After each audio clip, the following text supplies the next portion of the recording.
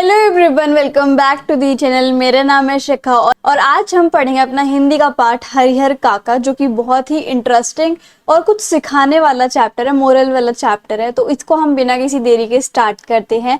और ये जो आपको नोट्स की पीडीएफ दिख रही है, इसके अंदर नोट्स तो है ही, साथ के साथ मैंने इसमें MCQs, previous year question, important question सब डाल दिए हैं। तो अगर ये आपको पूरी कंपाइल्ड पीडीएफ चाहिए ना, तो आपको मिलेगी टेलीग्राम पर, ठीक है।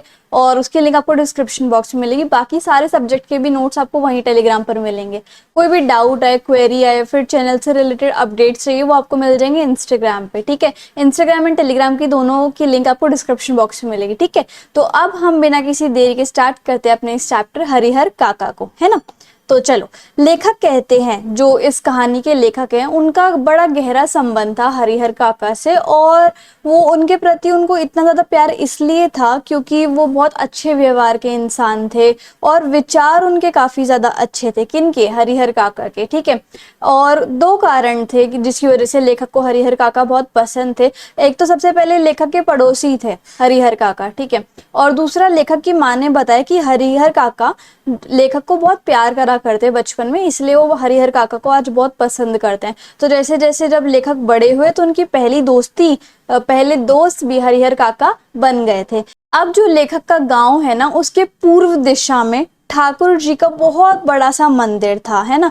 और ठाकुर जी के मंदिर को गांव वाले क्या बोलते थे? ठाकुर बाड़ी, यानी कि देवस्थान कहते थे, ठीक है।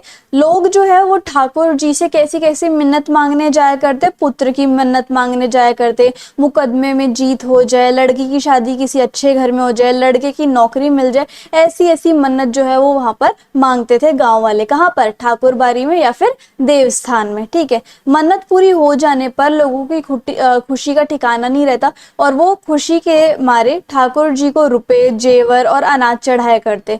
जिसके पास बहुत ज़्यादा अधिक हो, मतलब रिसोर्सेज ज़्यादा हो, वो अपने खेत का टुकड़ा भी, छोटा सा टुकड़ा, ठाकुर बाड़ी के नाम जो है या फिर ठाकुर जी के नाम जो है वो कर जाता था। और अब ये ऐसा करना कि कुछ ना कुछ चढ़ाना है ठाकुर जी पे, वो एक प्रथा बन गई थी। लेखक कहते हैं कि उसका जो गांव है वो उसके गांव के नाम से नहीं जाना जाने लग गया, बल्कि देवस्थान की वजह से उसका जो गांव है वो पहचान में आने लग गया, क्योंकि देवस्थान की बहुत ज्यादा मान्यता होने लग गई थी और वो बहुत प्रसिद्ध देवस्थान था, ठीक है। हरिहर काका ने अपनी परिस्थितियों के कारण, अब कुछ परिस्थितियां हो गई थी हरिहर काका की लाइफ में, कुछ ऐसी सिचुएशन हो गई थी जिसकी वजह से उन्होंने देवस्थान या फिर ठाकुर बाड़ी में जाना बंद कर दिया था। मन बहलाने के लिए लेखक भी कभी कभी देवस्थान चला जाते थे, ठीक है, चले जाते थे। लेखक कहते हैं कि वहाँ के जो साधु संत है ना, वो मुझे बिल्कुल भी पसंद नहीं है, क्योंकि वो काम करने में कोई भी दिलचस्पी नहीं रखते। भगवान को भोग लगाने के नाम पर वो दिन रात हलवा पूरी बनाते हैं और आराम से बनवाते हैं और आराम से पड़े रहते हैं। सारा काम जो लोग सेवा करने के लिए आए हैं ना, उनसे मंदिर का सारा काम करवा लेते थे। और अगर खुद कोई काम करते तो फिर बातें, और वो सिर्फ एक ही काम करा करते वहां के पंडित लोग, वो था सिर्फ बातें बनाने का काम, ठीक है। तो लेखक जो है वो हरिहर काका के बारे में बताते हुए कहते हैं कि हरिहर काका जो है ना, वो और उनके टोटल 3 भाई हैं, है ना। मतलब टोटल 4 भाई हो गए, एक हरिहर काका और उनके 3 भाई, है ना। सबकी शादी हो गई है, लेकिन हरिहर काका की नहीं हुई थी। पहले हो गई थी तो किसी कारणवश उनकी बीवी जो है वो चली गई थी, है ना। तो हरिहर काका के अतिरिक्त सभी 3 भाइयों के बाल बच्चे हैं। कुछ समय तक तो हरिहर काका का भी बहुत अच्छे से ध्यान रखा जाता था। सब बहुत अच्छे से उन्हें पूछते थे, उनका आदर सत्कार करते थे। लेकिन कुछ दिनों बाद हरिहर काका को कोई पूछने वाला भी नहीं था। लेखक कहते हैं, अगर कभी हरिहर काका बीमार पड़ जाते तब तो उनके ऊपर मुसीबतों का पहाड़ टूट जाता, क्योंकि परिवार का कोई भी इंसान जो है वो उन्हें पानी तक भी नहीं पूछता था। कुछ दिनों बाद ऐसा सिलसिला चालू हो गया था। बरामदे के कमरे में पड़े हुए, अब बरामदे में एक कमरा दिया हुआ था हरिहर काका को, वो वहीं पर रहते थे। और वहां पर पड़े हुए अगर किसी चीज की जरूरत होती तो उन्हें खुद उठकर लेना पड़ता था। एक दिन उनका जो भतीजा है हरिहर काका का, यानी कि भाई का बेटा, वो शहर से अपने दोस्त को घर ले आया। मतलब उनका जो भतीजा था वो अपने दोस्त को घर पे ले आया। उसके आने की खुशी में 2-3 तरीके की सब्जी, बज के चटनी, रायता और भी बहुत कुछ बना था। सब लोगों ने खाना खा लिया और हरिहर काका को तो कोई पूछने वाला भी नहीं था। हरिहर काका गुस्से में बरामदे की ओर चल पड़े और जोर जोर से बोल रहे कि उनके भाई की पत्नियां क्या सोचती हैं कि वो मुझे खाना मुफ्त में दे रही हैं। मेरे जो जमीन में मेरे जो खेतों की ज़मीन है वहाँ पे जो अनाज उगता है ना वो भी इसी घर में आता है, और मैं सिर्फ अपना अनाज खा रहा हूँ, तुमसे लेकर नहीं खा रहा। इस तरीके से हरिहर काका गुस्से में बोलते हैं। हरिहर काका के गुस्से का महंत जी, जो महंत जी कौन थे, जो ठाकुर बारी में पंडित थे, ठीक है। तो उन्होंने लाभ उठाने की सोची कि हरिहर काका भी गुस्से में, तो कुछ ना कुछ करता हूँ मैं, है ना। तो महंत जी हरिहर काका को अपने साथ देव स्थान ले गए और हरिहर काका को समझाने लग गए कि उनके भाई या फिर जो परिवार है केवल उनकी जमीन के कारण उनसे जुड़ा हुआ है, ऐसा महंत जी कहते हैं काका को, ठीक है।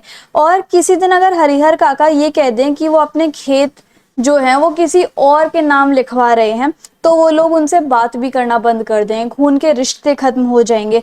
महंत हरिहर काका को कहता है कि उनके हिस्से में जितनी भी खेत हैं वो भगवान के नाम या फिर ठाकुर बारी के नाम लिखवा दे। ऐसा करने से उन्हें सीधा स्वर्ग की प्राप्ति होगी, है ना। सुबह उठते ही हरिहर काका के 3 भाई देवस्थान पहुंचे, क्योंकि उन्हें पता चल गया ना कि महंत जो है वो हरिहर काका को ले गए, ठीक है।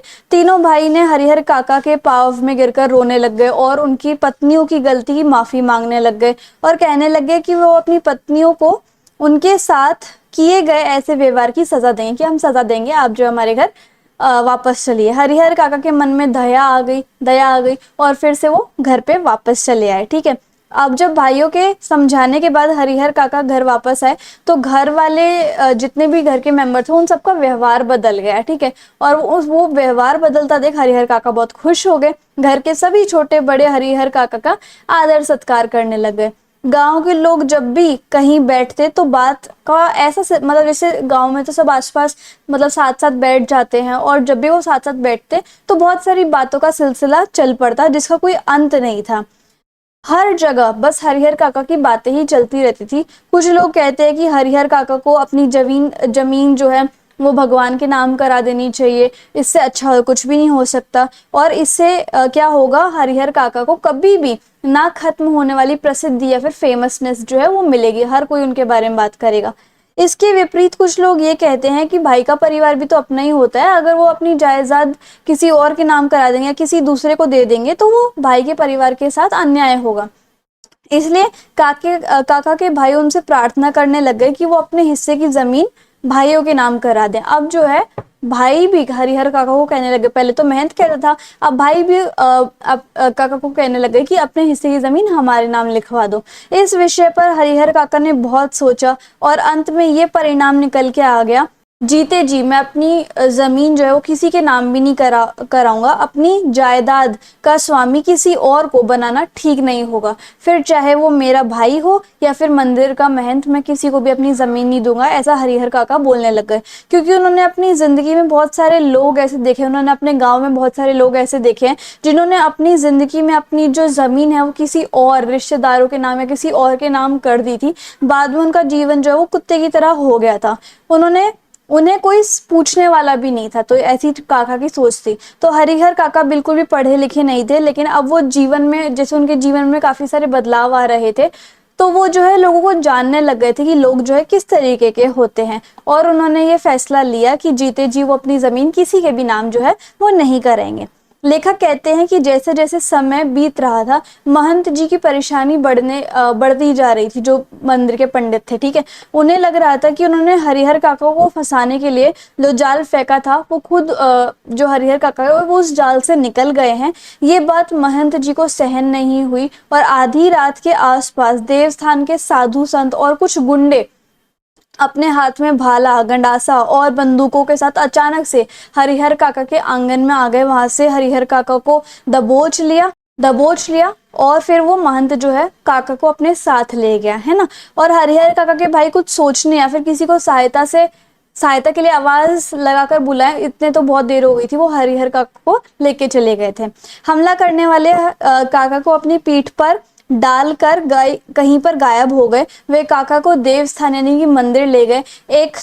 एक और तो देवस्थान के अंदर जबरदस्ती हरिहर काका के जो अंगूठे के निशान है वो पेपर्स पर लगवाए और हरिहर काका को समझाने का काम चल रहा था। तो वहीं दूसरी ओर हरिहर काका के तीनों भाई सुबह होने से पहले ही पुलिस की जीप लेकर मंदिर में पहुंच गए। महंत और उसके साथियों ने काका को कमरे में हाथ और पैर बांधे हुए थे काका के इम्प्रेशन लेने के बाद, और मुंह में कपड़ा ठूसा हुआ था ताकि उनकी आवाज ना आए।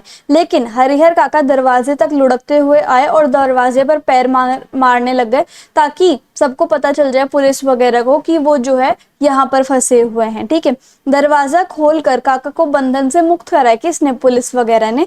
और पुलिस को बताया काका ने कि जो महंत और उसके साथी हैं वो पीछे गुप्त रास्ते से भाग गए हैं और उन्होंने मेरे जो अंगूठे के निशान है वो जबरदस्ती लिए हैं। ठीक है, ये सब बीत जाने के बाद काका फिर से अपने भाइयों के साथ रहने लग गए थे। 24 घंटे पहरा दिए जाने लगे थे, मतलब हरिहर काका की सिक्योरिटी थोड़ी बढ़ गई थी। जब भी वो किसी काम के कारण उन्हें गांव में जाना पड़ता तो फिर हथियार के साथ 4-5 लोग उनके साथ हमेशा जाते थे साथ ही साथ। ठीक है, लेखक कहते हैं कि काका के साथ जो कुछ भी हुआ उससे हरिहर काका एक सीधे साधे और भोले किसान की तुलना में चालाक और बुद्धिमान हो गए थे।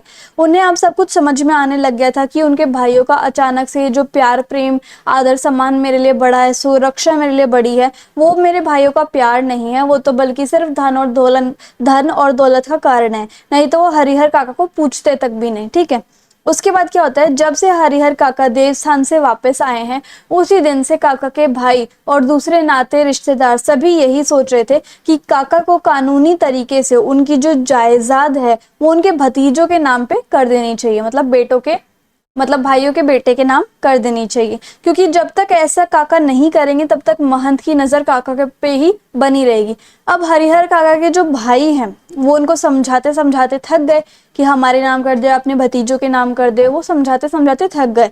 तो काका को उन्होंने डांटना स्टार्ट कर दिया है ना, और दबाव बनाना शुरू कर दिया कि कर दो नाम हमारी जमीन। ठीक है, एक रात काका के भाइयों ने उनके साथ बहुत बुरा व्यवहार करना स्टार्ट कर दिया। महंत और उनके सहयोगियों के से भी बुरा उन्होंने व्यवहार करना स्टार्ट कर दिया। किन्होंने? भाइयों ने। ठीक है, उन्हें धमकाते हुए कहते कि खुशी खुशी कागज पर जहां जहां हम कह रहे हैं वहां वहां अंगूठे के निशान लगाओ, नहीं तो तुम्हें मारकर वहीं घर के अंदर दफना देंगे या फिर गाड़ देंगे, और गांव के लोगों को तो इस बारे में सूचना भी नहीं मिलेगी। हरिहर काका के साथ अब उनके भाइयों ने मारपीट शुरू कर दी, और जितना मतलब टॉर्चर महंत ने नहीं किया था उससे ज्यादा तो उनके भाइयों ने मारपीट दिया था।